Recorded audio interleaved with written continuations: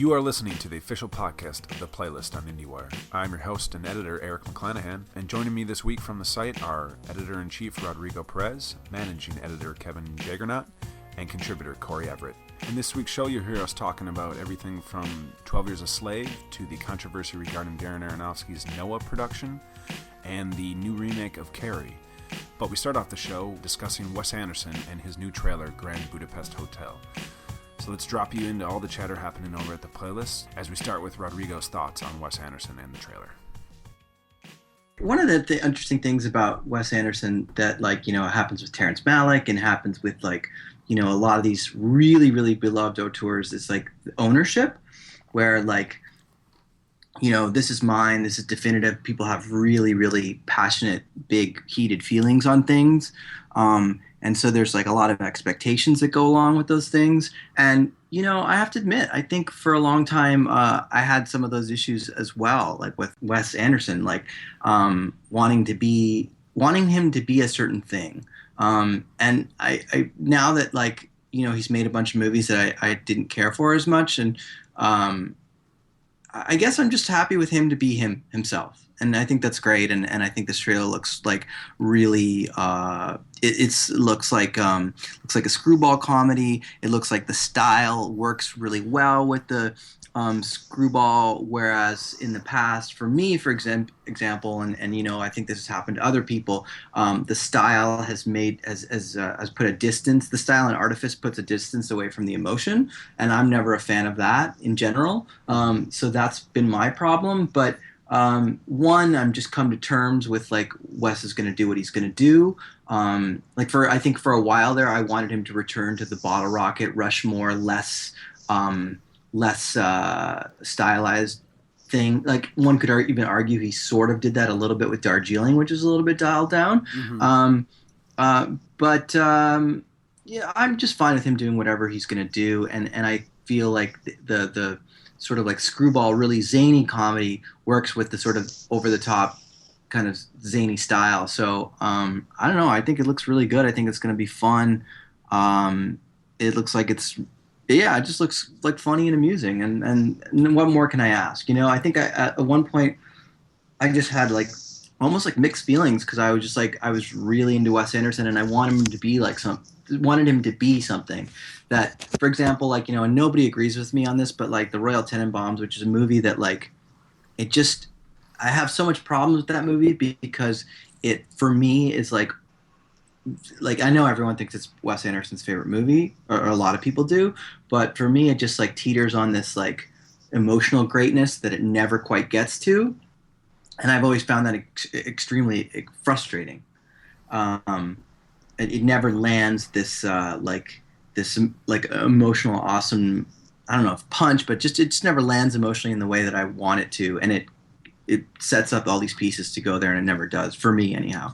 Another thing just regarding the Grand Budapest is that along with Moonrise Kingdom, it sees him dipping into he's getting some other people cast in his films. Ralph Fiennes looks like a really interesting lead for the film. Yeah, I mean, doesn't he not seem so great and so perfect for this? I think for a second, wow, Johnny Depp was once going to take on this role, and now I can't even imagine what Johnny Depp could be in. I would never want to see Johnny Depp, just even based on the trailer. I would never want to see Johnny Depp in this role.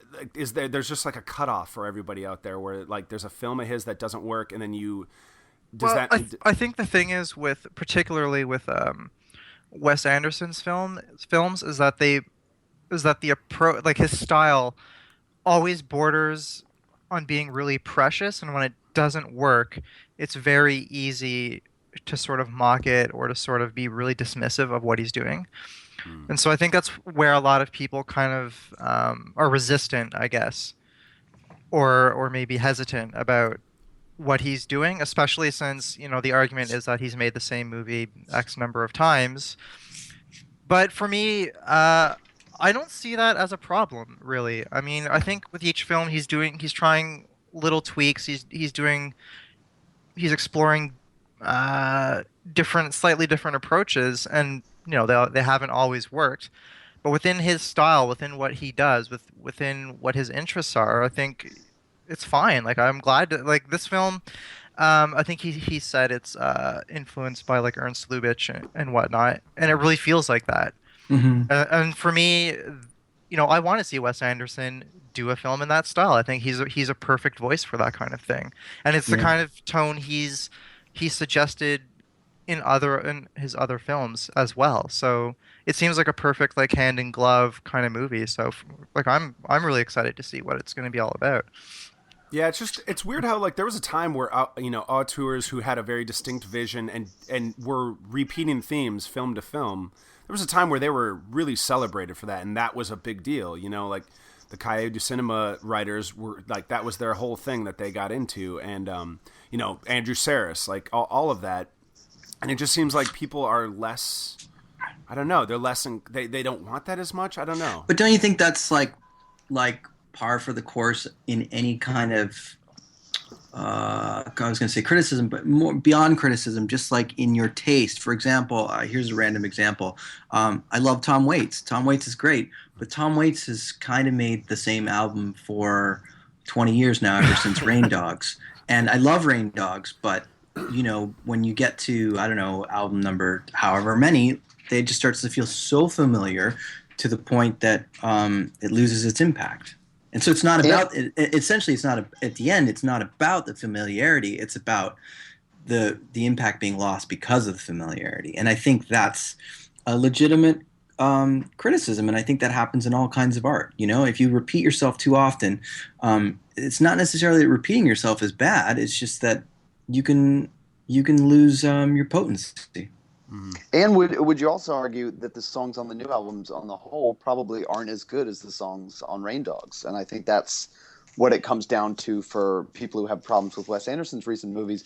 It's doubly frustrating because it's not just that he's doing the thing that you liked 10 years ago, but it's no longer working as well for you. Well, it's just also it's never going to be as fresh. So if a person ends up doing the same thing over and over again, that's part of the problem too. I mean, here's the thing also with going back to Tom Waits, I don't really enjoy a lot of those albums, but out of say the 15 songs, there's always one or two that are fantastic, and they're not remotely fresh, but they're fantastic. I mean, there'll be a piano ballad that's a simple piano ballad like he's done 40 times over, and it's heartbreaking and it's gorgeous, but as a piece, and maybe one could say that about a whole movie. Like a scene might be great, but the whole movie is like not quite there or something, Mm-hmm. Mm-hmm. But I think part of this is also a bit of nostalgia too. I mean, if the first Wes Anderson movie you saw was, that's true. Bottle Rocket or Rushmore, then that will be the standard against which you measure all things, and whether it's justified or not, it'll also cloud. Yeah, intentionally or not, it'll cloud that judgment. Like for me, like going to Tom Waits, like I love Rain Dogs, but I think Mule Variations is fantastic, arguably better. And that's just coming from someone who's been a long time Tom Waits fan, which is now we're totally digressing. But right. No, I think that's part of it, though. I mean, I think part of it is nostalgia, and I think one can look at like someone like Woody Allen, who every time he puts out a movie, there's always the same. Oh, look at Woody Allen, he's doing the same thing again, and yet he's delivered some great movies in the last decade that stand as strongly as anything he's done, in the 70s or 80s. Yeah, I fully agree. I mean, he basically mostly does the same thing over and over again, and sometimes it works and sometimes it doesn't. Yeah, but But your point about nostalgia, I think, is a good one. Like just the whole because a lot of people's favorite Wes Anderson movie, their standard is Royal Tenenbaums because that was the first one that they came to. I feel like a lot of culture, a lot of people who are big Wes Anderson fans, that was the film that they discovered first. So that ends up being their touchstone. Yeah. I've always thought it's like the first one you see because Rushmore still for me is my favorite. Even though upon revisiting Fantastic Mr. Fox, I feel like that's kind of the perfect Wes Anderson movie in a lot of ways. Like disagree. Really? Yeah. Here's why. I think because the fact that he made a straight up like a stop motion animated movie that's so hyper controlled, like that specific medium, that kind of film, is he's essentially been doing that with live action movies his whole life, and it gets Sure. more and more extreme. Yeah. So I just when I revisited Fantastic Mr. Fox a couple months ago, it just occurred to me, I was like, this is kind of representative to the highest degree of like what he's about, you know, that hyper control. Yeah, but Corey, you disagree. Just to talk about the trailer again for a second.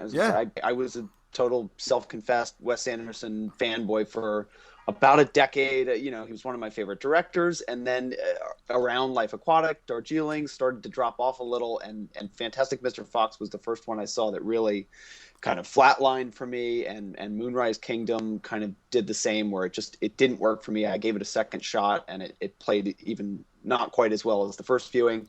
So I pulled up the trailer kind of fully expecting this would be the first time that I watched the trailer, and I didn't get excited for it. And I would think, okay, you know, I know now what doesn't work for me. And I pulled it up, and I just loved it. And I can't quite explain why that would be, other than maybe something about it looks really fast and really funny, whereas his last couple movies were maybe a little more emo and weren't quite as big on the comedy for me. But this one does look like it is going to be really funny, and I think maybe that the stylistic tics and things that might have gotten on my nerves a little bit in the last movie could work if they're in service of, you know, a really fast-paced screwball comedy instead of something that was.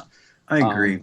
The wake of Wes Anderson, because his style is so distinct and that people recognize it instantly, that there was that you have the wake of imitators that come out. And Kevin, you even mentioned how his films can come off as precious, and the you know, people use words like quirky to describe indie movies that are very similar to Wes Anderson. But don't you find that, like, I mean, first of all, trying to imitate Wes Anderson is like, he is so distinct. Mm-hmm. It is pointless to do it. You will just come off as you will come off as more derivative than, say, if you tried to, nick what Tarantino was doing in the 90s. Like, yeah. Anderson is so distinctive that if you know what I mean, you'd get more shit even if you purposely tried to make a Tarantino movie in the 90s right after Pulp Fiction. You'd get more shit now trying to make a Wes Anderson movie, I think, because it's just a no-win game for you to do that. Like, his style is just so distinctive, and I don't think there are many. I mean, unless you're going to be really, really broad about it, I don't think there are many Wes Anderson esque films really out there. I mean, maybe you guys disagree. I have a few in mind. Napoleon Dynamite is one that has always come to mind. I mean, but in a way, it's not. I guess it's not. It's straight up. I don't really think it is at all, personally. No? Yeah, I don't think so either. I think it's really in that guy's. I think it's fairly different, actually. Okay. Yeah. Maybe I'm just looking at the surface of the visual. I mean, style the one that's been knocked around most recently is probably Submarine, mm-hmm. I guess. Yeah. But I don't know. That didn't really bother me either. And Submarine is to its own credit pretty different. You know. I would agree. Yeah. And I think one thing might be that they, rather than him being influenced by Wes Anderson, is that he shares a lot of the same influences that Wes Anderson has, as far as, you know, Hal Ashby or Lindsay Anderson or things like this. And additionally, just like surface level, you know, like the Rushmore, as far as, and Submarine, the protagonist, you know, high school love story, misfit, all that kind of stuff. So I think on surface there's a lot of similarities. But also, I mean, I know I don't think anyone else has seen it yet, but his follow-up film, The Double, is like totally different, and it really just takes a whole other set of influences and puts it through his own lens. So, and here's the other thing: if you just saw, and it's almost a shame because Submarine is such a like. If you'd never seen a Wes Anderson movie before, if they didn't exist and you saw Submarine, you'd be like, wow, because it's such an accomplished first feature. There is some familiar without being Wes Anderson-y, there's some familiar notes of just like that bittersweetness, that longing, that, you know, this boy who can't, you know, the whole sort of can't get who he wants romantically. Like there's a lot of similar feelings to Rushmore, just because of, like you said, that the time period, the high schooler and that kind of thing.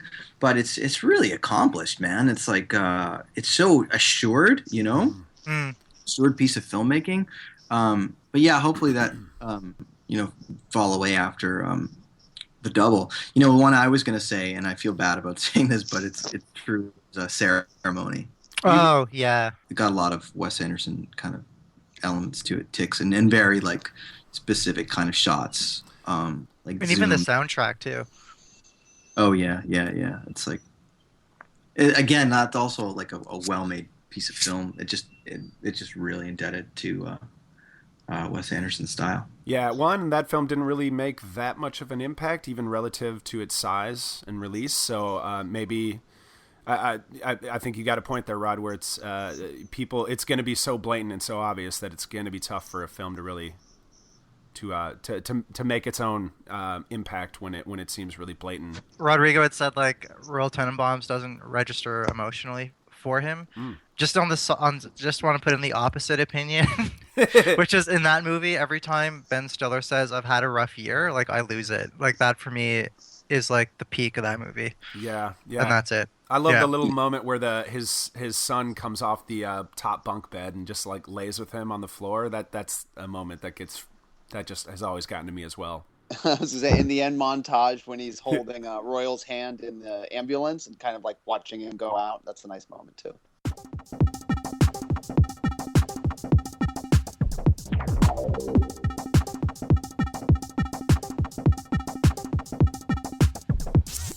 We're talking about Wes Anderson. He's an auteur. So is Darren Aronofsky, who we're hearing that he's getting some flack from the studio that is distributing his new film Noah, his Noah's Ark epic film, by far the biggest budget he's ever worked with.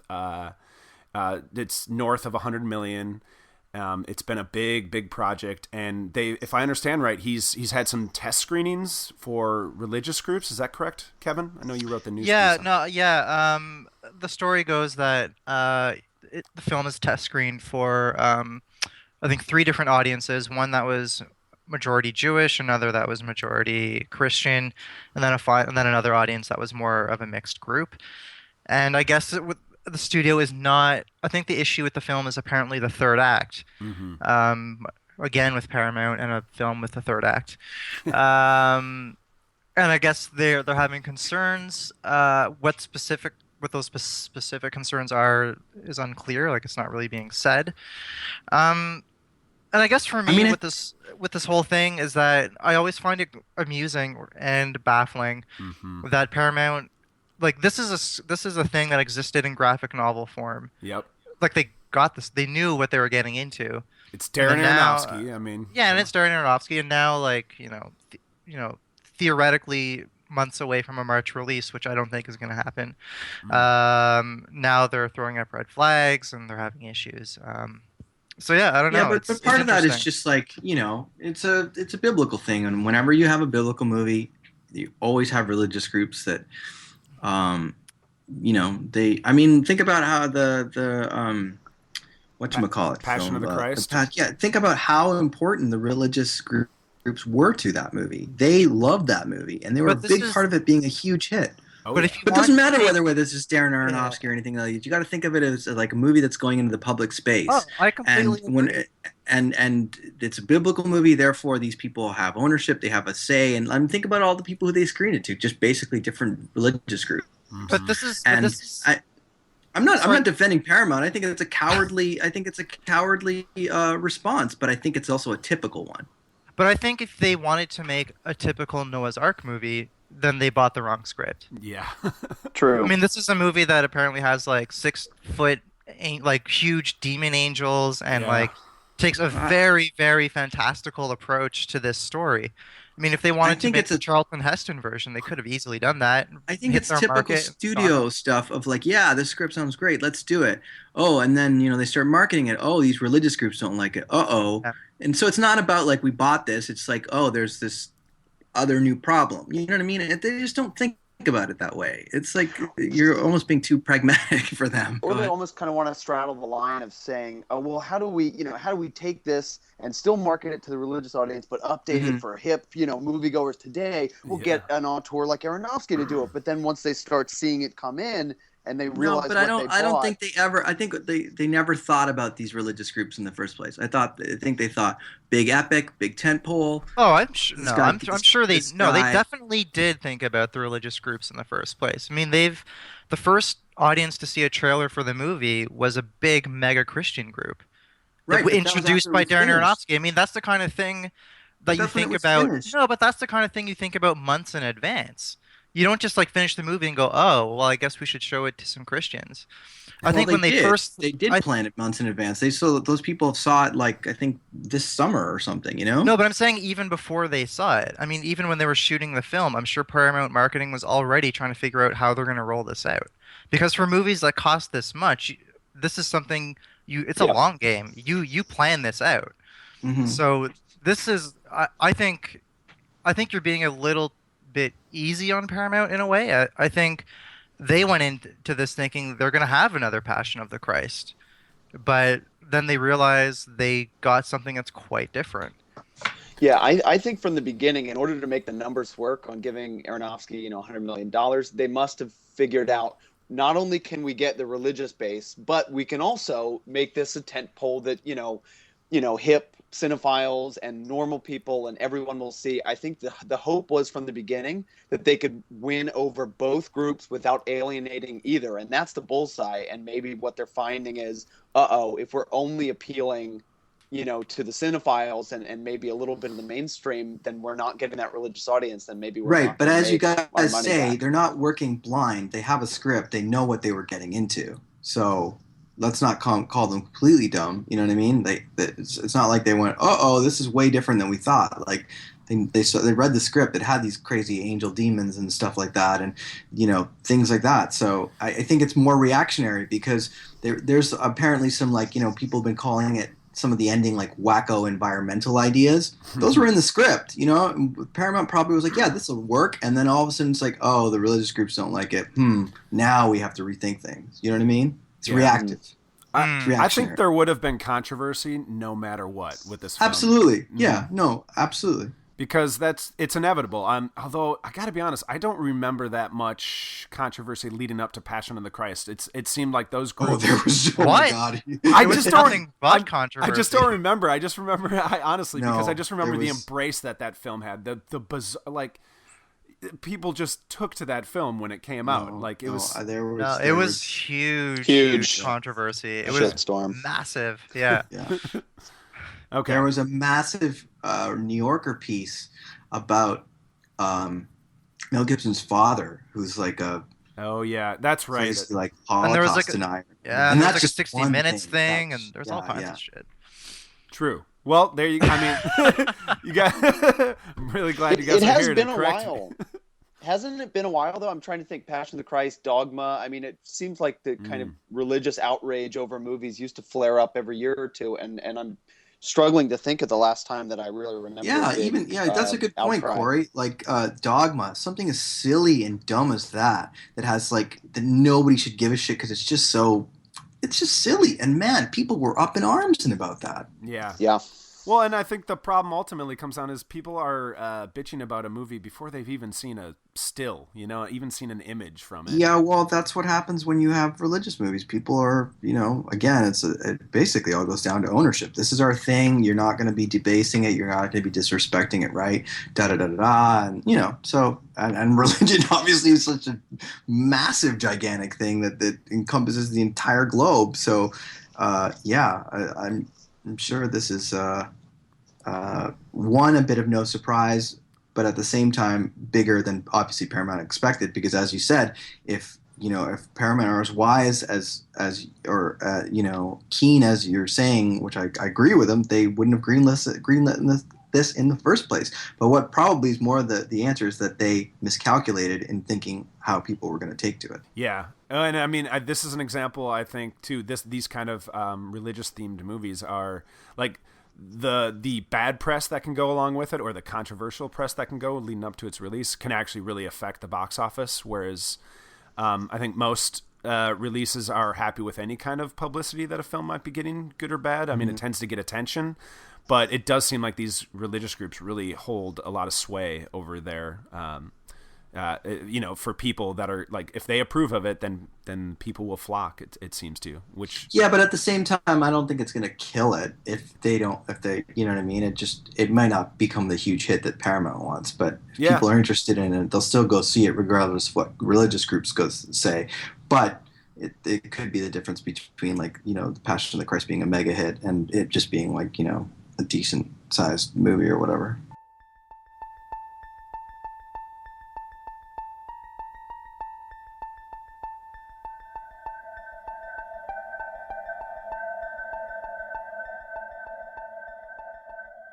Only two of us on this week's show have seen 12 Years a Slave, Corey and Rod. And Rod, you talked about it a little bit when we did our film festival wrap up recently, and you had mentioned that the film was, and by all accounts that I've read, that it is a difficult film. It is you have to endure a lot of tough subject matter, tough content for sure. Mm-hmm. But the other thing I want to start with is your recent New York Film Festival wrap up, Rod. You mentioned that the film hasn't really resonated, hasn't really stuck with you. Well, first of all, if you remember the first time, and I only remember this because I re-listened to the podcast, when you guys asked me about it, I sort of had these sort of tentative thoughts. Yes. And I was like, yeah, it's good. And I didn't really say a lot because in a way, in retrospect, I think I was sort of still grappling with the movie, and I didn't even necessarily want to say anything bad about it because it's a weird one, it's a topic, but I think in reading some of the criticism about it, it started to ring a little bit more. It started articulating feelings for me about some of the problems that I had with it, mm-hmm. being that some of the elements of it are some people, and I don't fully embrace them, but I think some of the criticism about it, Critic Wire wrote a piece about some pieces, and I thought they were pretty salient stuff. I don't necessarily even agree with all of it, but it's not stuff that I would just even dismiss. Like I don't even like that term torture porn, but there are a few scenes where it's like a little bit much. Like things like that, I guess have distanced me from it a little bit. And there's also a lot of cameos that I just feel like they distracted me. Mm-hmm. Like every 2 seconds there's like a star on screen for like every, like whether it's Michael K. Williams in this shot, and then it's like he gets handed over to this person, and then there's like Paul Giamatti here, and like it just a lot of it just and I know that I'm sure it's well-intentioned, more like, hey, well, we can just get anybody for this because everyone wants to be involved with this. So like, hey, we can get this actor for this small part, and that's great. And casting strongly across the board is never, you can't fault anybody for that. Mm-hmm. But I just felt in a way slightly distracted. But do you think that the casting is also part of just getting the movie financed at all? Yeah, no, absolutely. Yeah, that's part of it too. It's like you need, I mean, they're already talking about, there's all these interviews out there where people are saying like, without Brad Pitt, this movie is not going to get made.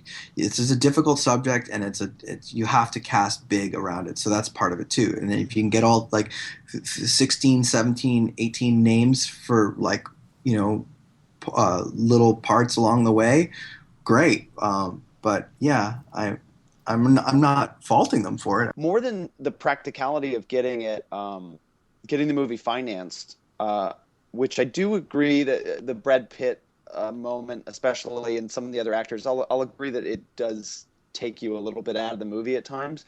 But I would almost argue that the greater good of putting all these stars in this movie and Brad Pitt, if it gets more people to actually watch the movie, because if this movie gets made and nobody goes to see it and it got financed and that's great and it sits on a shelf somewhere, then I feel like its purpose is not being accomplished. And the thing that I really came out of this movie thinking is that people need to see this movie, and kind of what Rob was talking about coming out of it and feeling all this empathy for people and really putting you in that space to realize this was not that long ago. And this is the first movie that I've ever seen that really tackled slavery in this way. And it's not this kind of winking pastiche Tarantino thing, and it's not Roots. And it's really, I felt so glad watching the movie that McQueen was the guy to make this movie and the one to tell that story. And some of these shots that Rod are talking about, we're not talking about horror movie violence here. We're really talking about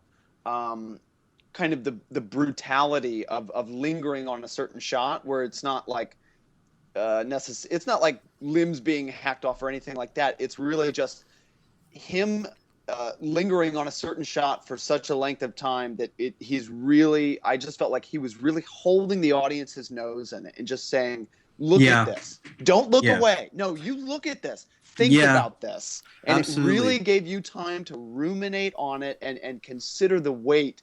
And there's this one shot in the movie that it's not. But don't you think there's almost like a righteousness to it? There's a part of it where it's like it goes beyond.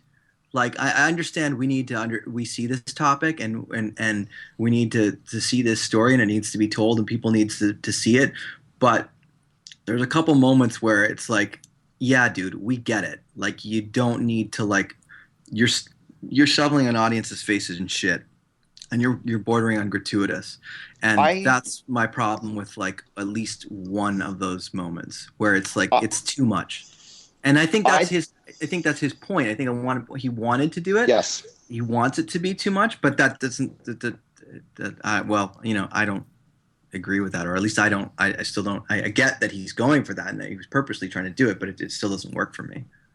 I think McQueen is a very bold filmmaker, and I can see a lot of other people making this movie and toning way back on that stuff. And you see from everything you've read about Django Unchained, the original script had a lot more harsh shit in it, and he had to pull all that back because the audience couldn't have fun and go along for the ride. And so that was Tarantino kind of backing off of what he had intended to be a more brutal, more emotional, more realistic movie because he decided he wanted to have a romp with it. And I don't know if that's a whole other story. And I could see other filmmakers, be it whoever, Spielberg, or basically other filmmakers who have danced around the subject of slavery, but who haven't tackled it head on.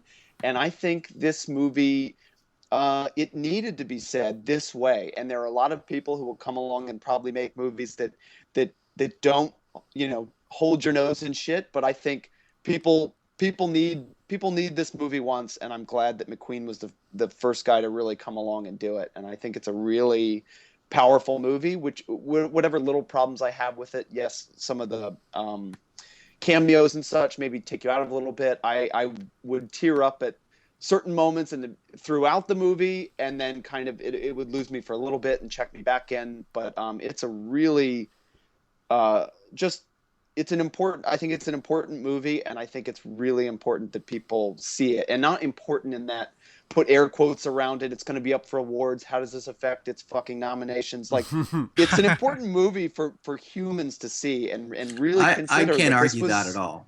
Yeah, this was not that long ago, and it's something that you can walk around and really forget that this is the way things were, and I'm not like seen this way. No, I know. And let's not get it twisted. I don't dislike this movie. I'm just still grappling with some of my feelings, but I totally agree that like I don't care whether you hated this movie ultimately or whatever. I think you definitely should see it too. Yeah, I mean, I think I think I have some complicated feelings around it that I need to maybe explore with a second viewing.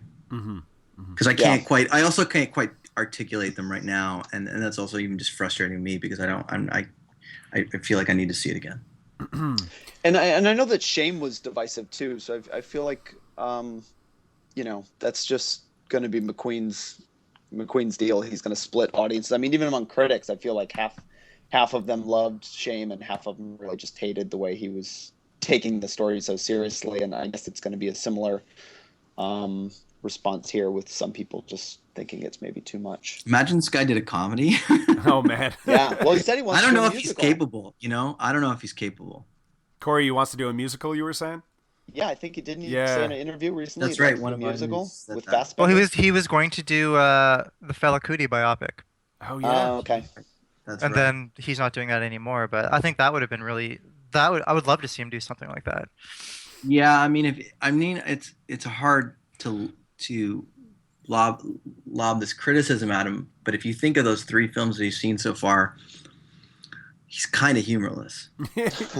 Not a lot of laughs in there, I guess. But he's also taking on humorless topics. I wouldn't call it grueling, or I didn't really think of that as an endurance test per se, but I kind of think in ways it is actually.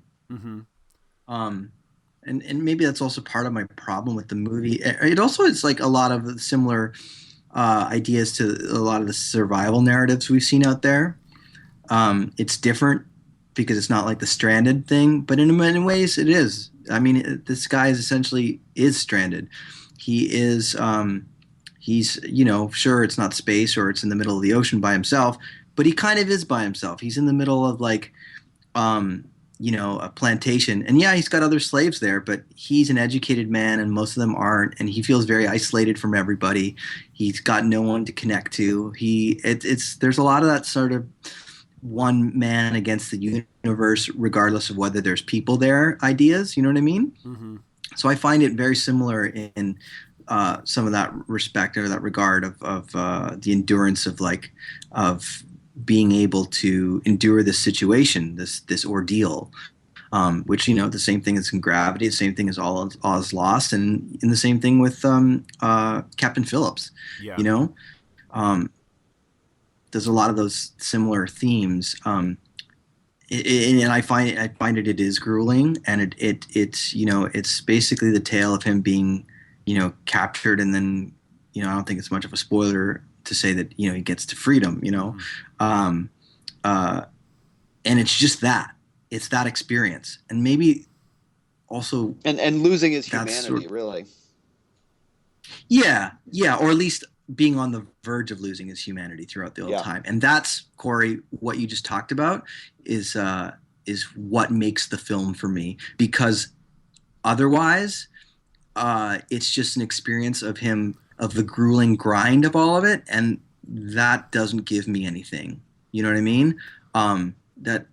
That's just that in a way is kind of torture porn. So him grappling with losing his humanity and his fight for his humanity, and his battle to not fall in despair, that's where the humanity lies in the movie. And that's the texture, that's the subtext to it that makes it a great movie. I think my issue is, again, I need to see it again, I think there's parts where the movie, and I think you touched on it too, where you got up teary or whatever, I think the film loses a little bit of focus of that sometimes, and it becomes that experiential grind.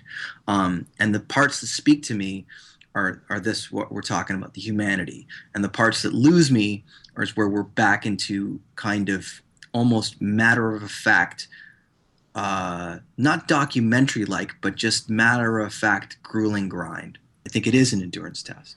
If it didn't have a quote-unquote happy ending, Rod, would this film, and yet everything was the same, and it just ended with Solomon, he died, would that be Endgame? Like, you couldn't take it? Would it be too much? No, not necessarily, because the ending, we don't want to get into it too much, but I don't know if it also totally worked for me.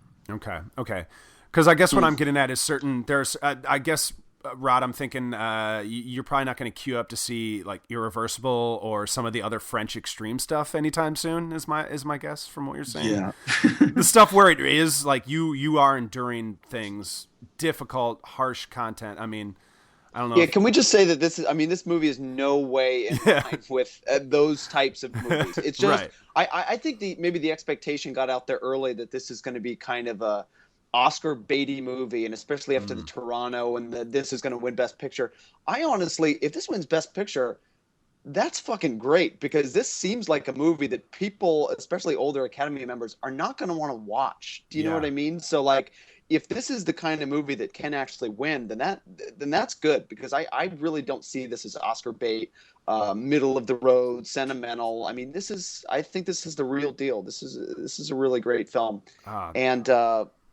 But it isn't, whereas it may be definitely harsher than what, Academy voters are used to. It's nowhere near, extreme French, attention, irreversible martyrs. We're not anywhere near that stuff. No, not at all. But I think you touch upon another interesting point, Corey. That's just that the idea that, like, God, can you imagine just some people be like, I just don't want to face that. I don't want to deal with the ugliness of this, so I'm not going to watch it. kind of already happening. I don't know. I wrote about it this week, but it wasn't like a headline or anything. But there was one of the Oscar bloggers, I forget who wrote this, Someone quick invited. little piece that I think the first Academy screening for 12 Years a Slave was like a little more than half full. Oh. Whereas a week earlier for Gravity, they had to like turn people away. So I think that already sort of indicates there's already a sort of hesitance to sort of sit down and take in the movie. Some violent films have actually won Best Picture of late too, or in the last maybe 5-6 years. You had like Slumdog Millionaire has some really difficult stuff that happens before all the happiness at the end. The Departed is a really violent film, and it's more of a straight up genre piece. So, but those are all sort of pop movies too. They're all sort of built around a very accessible sort of format. What about No Country for Old Men, though? I mean, I would argue that's also accessible as well. Okay. Yeah, this is this on one hand, I feel like this is his most. I feel like it's one in his filmmaking. It's his most mainstream. Yeah. But it also isn't like a walk in the park by any means. And just as an aside, let every Oscar blogger of all time take note. Like, man, this is how it is every single fucking year.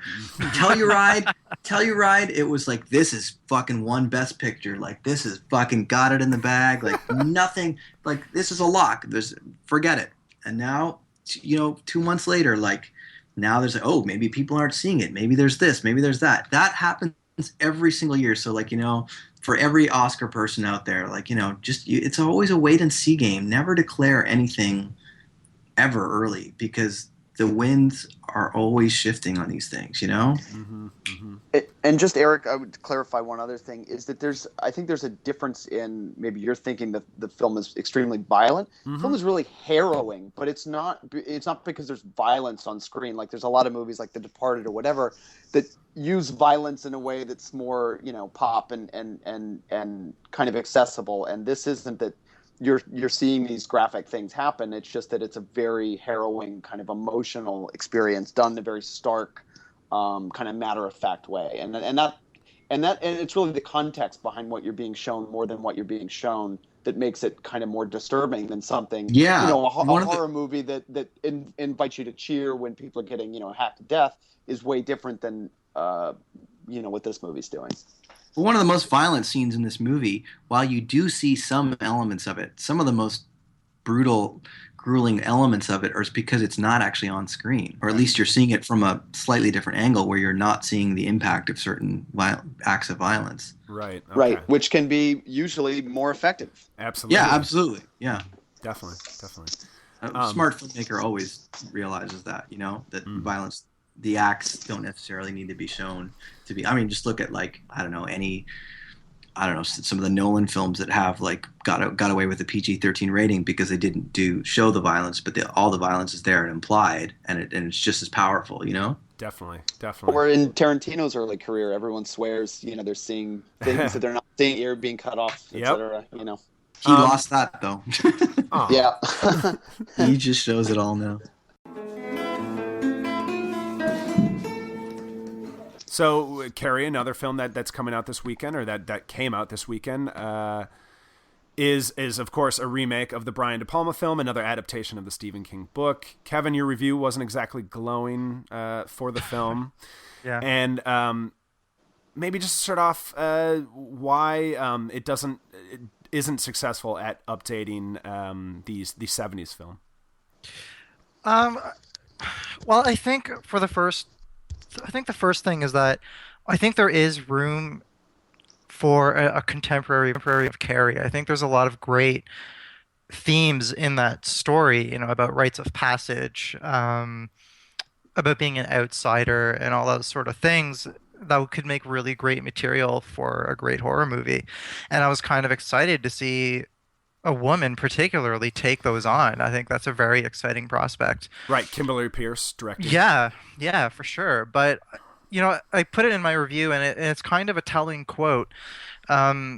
She did this interview with the Times, and she says she viewed the story as a great superhero origin story, and that kind of really makes clear, like that kind of explains why the movie just does not work at all. Mm. Because Yeah. when it's not sort of shamelessly, when it's not sort of being a carbon copy with very slight sort of changes to the De Palma film, it really takes this story, it really takes the story of a young woman who lashes out after sort of being emotionally beaten down and just turns it into a straight up revenge narrative that leaves the door open for a sequel. And it just does not work. Like it's just tonally, it's kind of all over the place. It sells short a lot of the themes that I think were really there that could have made for a much more fascinating story. It's a theme I would assume. I mean, it's got to be part of some of the themes of like bullying and things like that, right? The Like only she's yeah, I mean, the only sort of thing it really adds to that in this version, and it's not a spoiler, I mean, it's in the trailer, is that they sort of film her when she first gets her period in the shower. It's sort of filmed on a cell phone and then put on YouTube. And that's like the the contemporary modern, right? statement on bullying, and that's where it ends. And then Ugh. the rest of the movie is everything you saw in like the De Palma film. Yeah.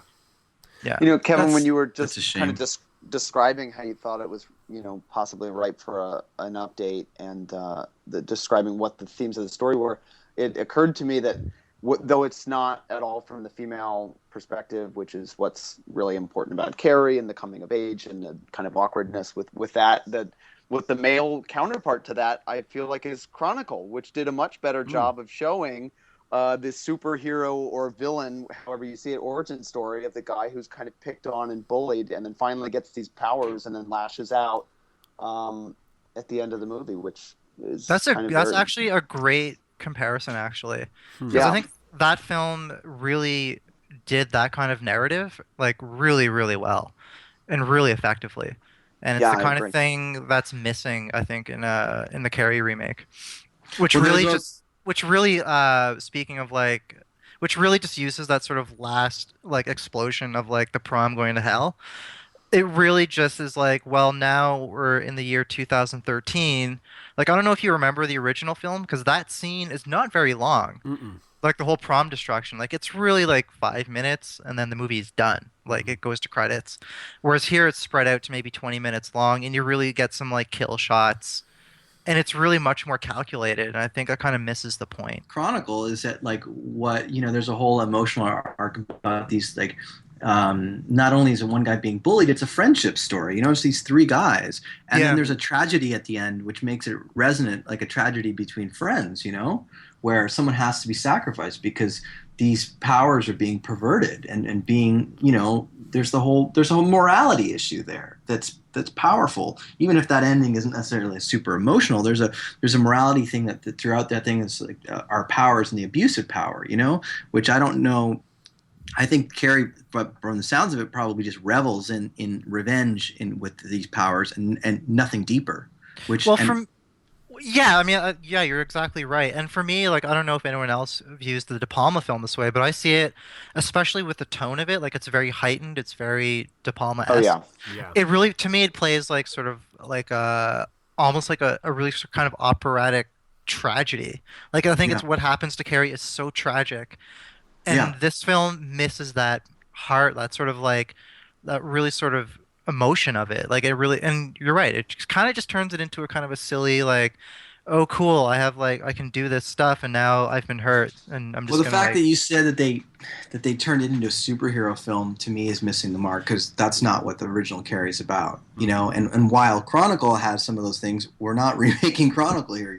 You're remaking Carrie, yeah. and Chronicle worked because it's exploring and dealing with different themes. Although some of them are similar, like but yeah, I think the De Palma, having not seen it in a while, it's very operatic and also kind of like cautionary and ultimately a tragedy. Whereas it sounds like this is like also the idea that this keeps the door open for a sequel is like sounds kind of retarded. Yeah, I mean, Also, it's not in the way that you're expecting, but it's really is there, and it just kind of it leaves like a pretty bad taste in your mouth.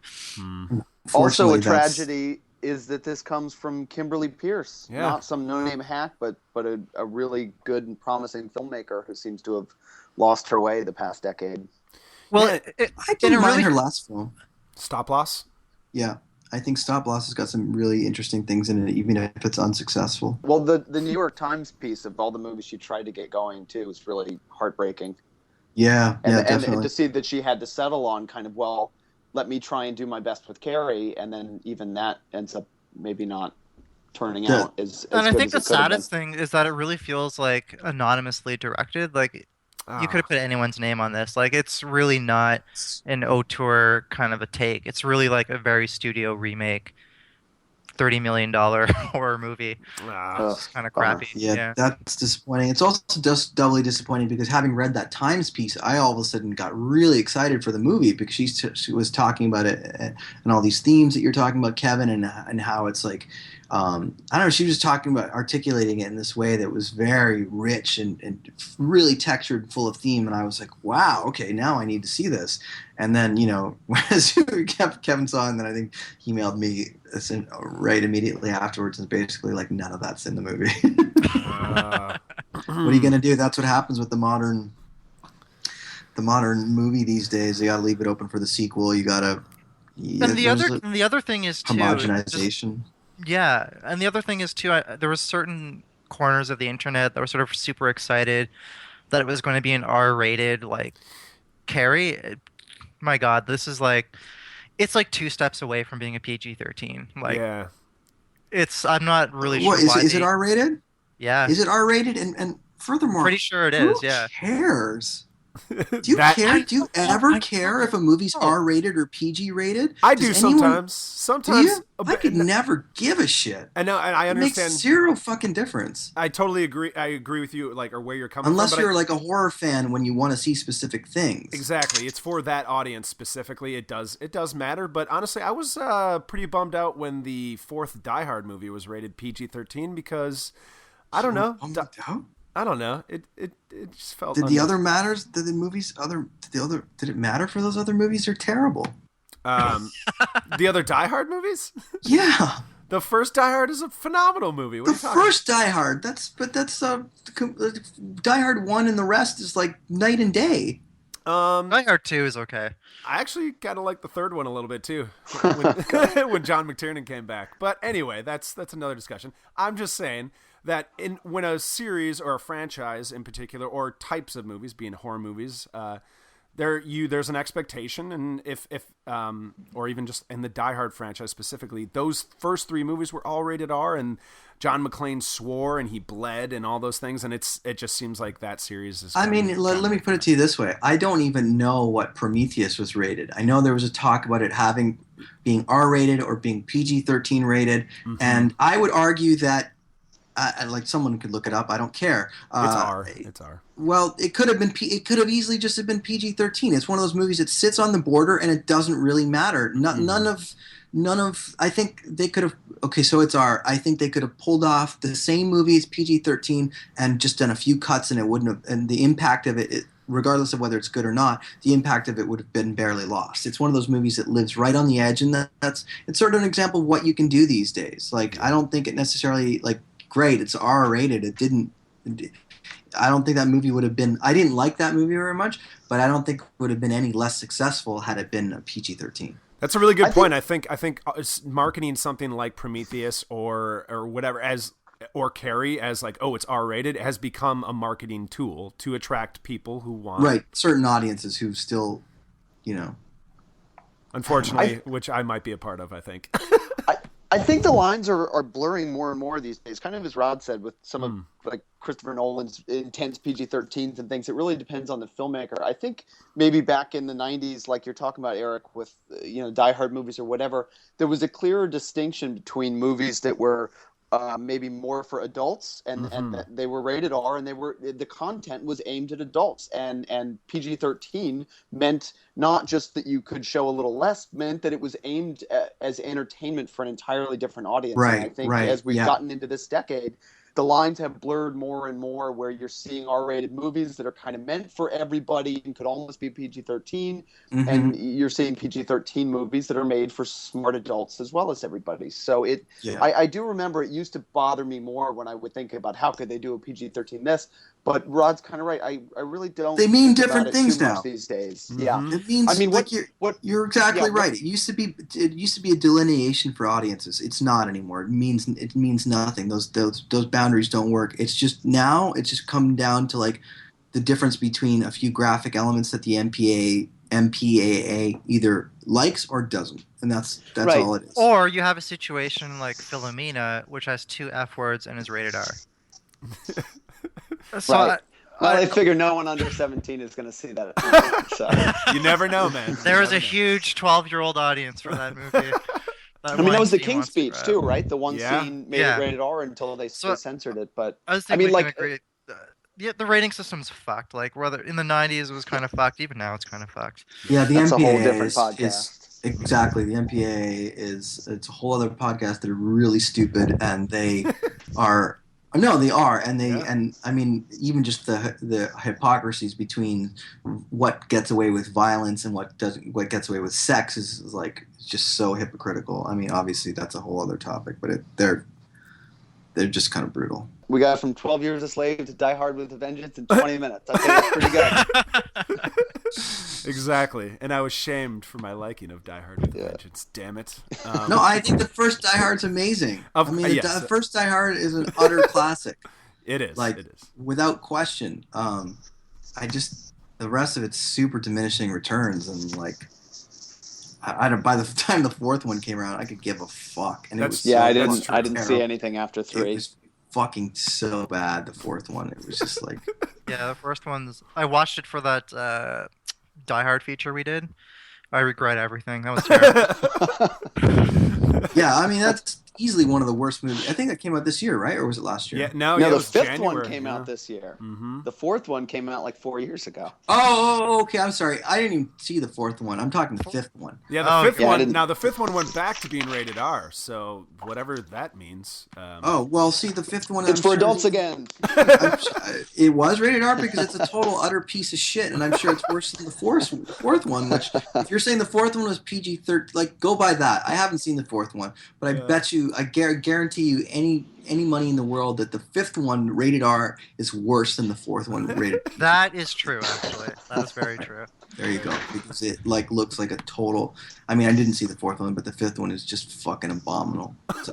All right. Well, I think that's a good place for us to wrap up this week's episode, you guys. I want to thank Kevin, Rodrigo, and Corey for coming on. And as always, it's a treat to talk with all three of you. How do I want to sign off? I guess we'll just see later. Yeah. We'll see you at the playlist. How's that? Yeah, there you go. Stop on by. There's always room for one more. All right, guys. Take it easy, and thanks again. Cool. All right. Thanks, man. Bye. All right, Later. bye.